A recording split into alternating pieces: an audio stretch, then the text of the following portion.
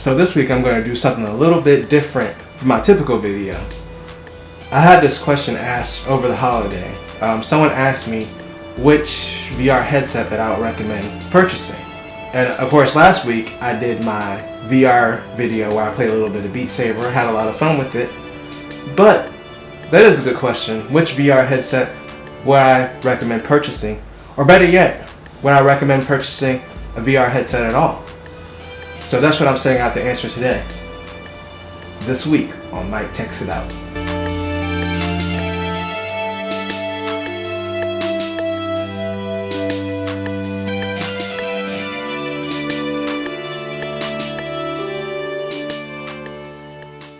So my history with VR is, I've had an Oculus Rift for about 2 years now.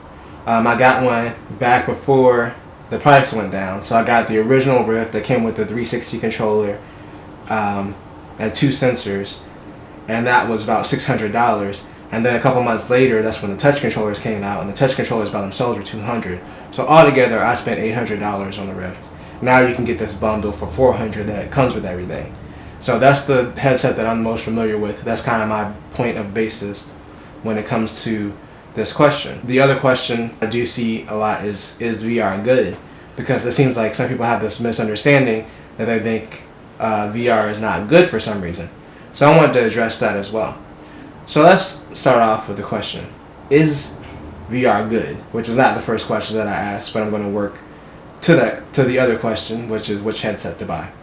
So the answer to the question is yes, VR is very good.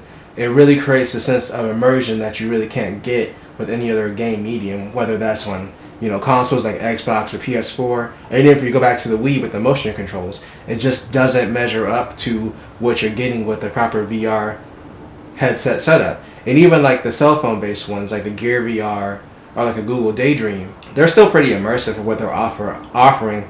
Obviously it's not going to be a full experience as far as gaming because you don't have the same kind of controller options that you have with something like an HTC Vive or an Oculus Rift. But yes, VR is good. It's very immersive. It's very fun once you find an experience that really takes advantage of the medium that's really built for VR, and you can really get lost in these experiences. Like, for sure, VR is good. Now, I've had my friends come over. It was around the time when I first got it. Actually, it was probably like 5 or 6 months after I got it because I got super hot VR after I got the touch controllers. My friends came over, a couple friends came over and tried it, and they loved it, like to the point where they were considering getting a VR headset of their own. At that point, when they considered getting one of their own, I kind of, froze for a second. Inside, I was like, I do really enjoy this experience, but for some reason, I can't wholeheartedly say that you should go out and buy a VR headset.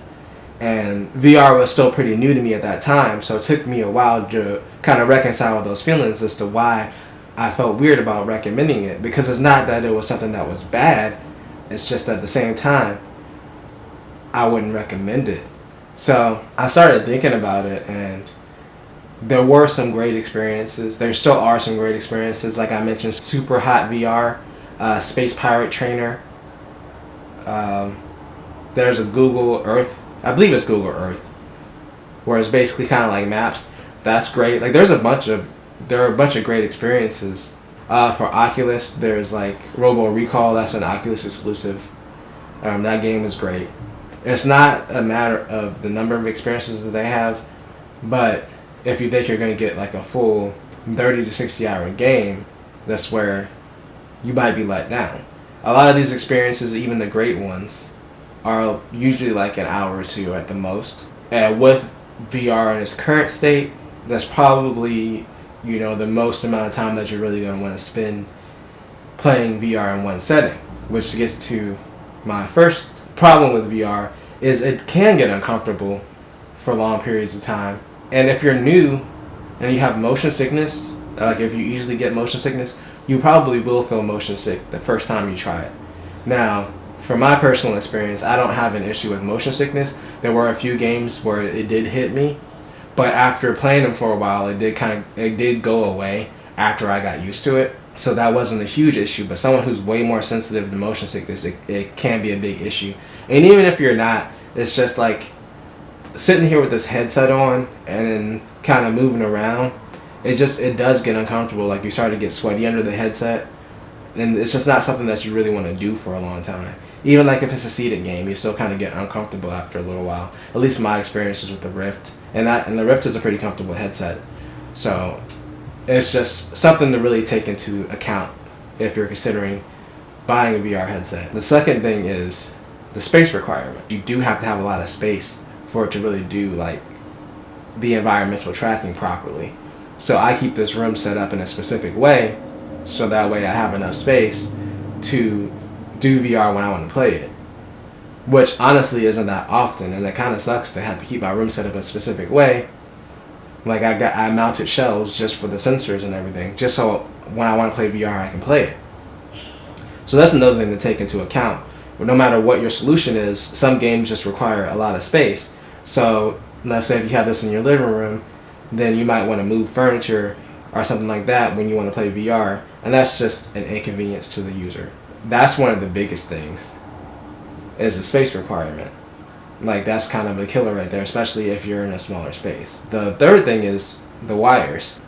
So for the Rift, I ended up buying a third sensor further down the line. So it comes with 2 sensors right off the bat. I ended up buying a third one. For one, these all have to be plugged into USB ports. They prefer USB 3.0. So that's already 3 ports that are taken up by sensors. Then, on top of that, the headset's audio is USB. That doesn't have to be USB 3. So you can, but that's still a 4th USB port. And then you have to plug the headset into an HDMI port on your laptop, or if you're using a desktop on your graphics card. If you do only have one HDMI port, then you might find yourself using an adapter. For instance, I only have one HDMI port in my graphics card and 3 display ports. So I ended up buying a display port to HDMI adapter to hook up the Rift, and I just have my monitor connected with HDMI because my monitor's only option is HDMI. So you might find yourself in one of those situations. It's not the biggest deal, but it is kind of inconvenient, especially if you want to connect other things to your PC, but you want to keep your VR stuff set up all the time. The computer that I have behind me is actually my VR rig. Like it's just pretty much used for VR, and occasionally if I want to play some other games I might use it.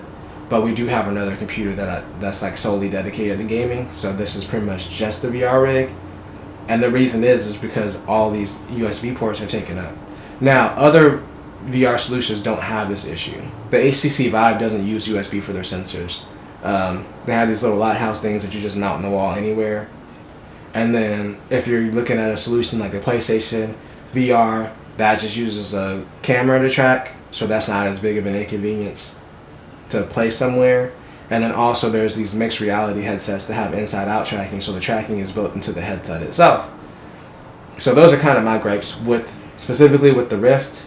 It's not as big of a deal on the other headsets, but the one thing that they all have in common is the headset is wired to the PC or to the game console, whatever it is.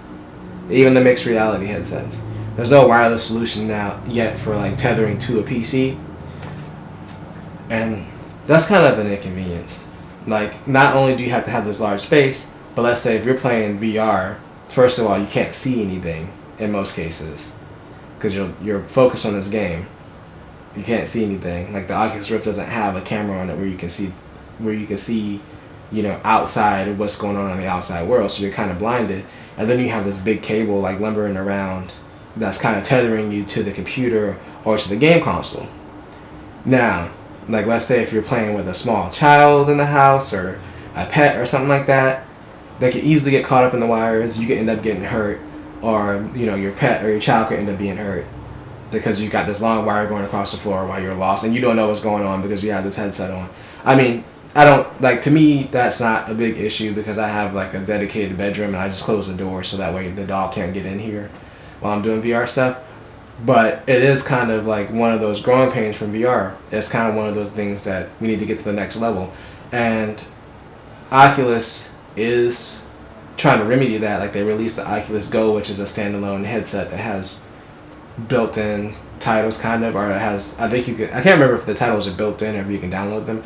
I know the Oculus Quest, the upcoming one, is going to play some more traditional games that you've seen on PC. Like the Oculus Go kind of was like the all-in-one solution without a cell phone. Like it played those type of games, but I think the Oculus Quest is going to play some of the PC games. So that could be a good starting point for a lot of people. I don't think that it's going to be able to run every experience like on the PC-based one or like on the PS4, but from the games that I saw, it is going to have some good games up there, and it's an all-in-one experience, no wires. So that might be a good mainstream option.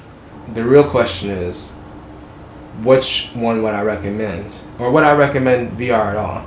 The thing is, despite all the stuff, all the negative stuff that I said, I don't regret spending the $800 for it, which sounds insane, but I really don't regret it because I love the experience. Like I wouldn't go through all this trouble for years now, like making sure that I have enough space for all this stuff if the experience wasn't awesome. But I think from a mainstream perspective, like if you think about an Xbox or a PS4, what do you have to do in most cases? Either you go to a game and you press it and then you start playing the game, or you put a disc in and you start playing the game. There's not really a VR version of that. The closest I would come to that is the PS4 or the PSVR. So from a mainstream perspective, I would recommend the PlayStation VR. And I know that it's not as high a resolution as like the PC based ones like the Vive or the Rift. I know that the tracking is not as good. But for one, it's a lot cheaper. Like even if you don't have a PlayStation, you can get a PlayStation for about $200. And the VR headsets that go on sale all the time, the PlayStation VRs, like for Black Friday they had the bundle for $250 that came with the Move controllers and all that and 2 games. So that puts you at around $450 for every, like if you don't have a PlayStation. Whereas like the Oculus Rift by itself is like $400, the HTC Vive is $500.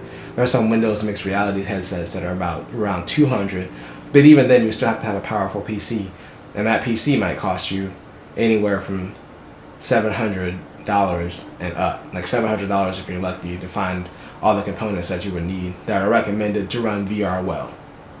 So that's why I would recommend the PlayStation VR. On top of that, most of the best experiences from PC VR have been ported to PlayStation, and PlayStation has some exclusive games like RE7 and Tetris Effect that have not come out anywhere else. So if you want to get the best VR experiences at the lowest price, I think the PlayStation VR is the best option.